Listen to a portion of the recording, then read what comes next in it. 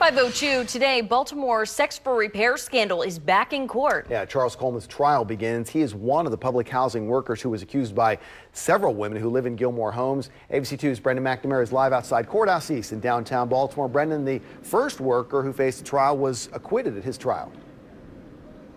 That's right, Christian and Ashley. Doug Hussey, in the first of these trials, he was found not guilty. That trial ended about 2 weeks ago, and the state's attorney's office says that one of the victims who was scheduled to appear in that trial and testify ended up not showing up, which it says is not uncommon in cases like this. But the man who goes on trial today, the other maintenance worker, his name is Charles Coleman. He's 62 years old. He faces all of the same charges: second-degree assault, sex offense, harassment, and misconduct in office. However, one of the women who are named in the civil suit, most of those women complained about Coleman specifically.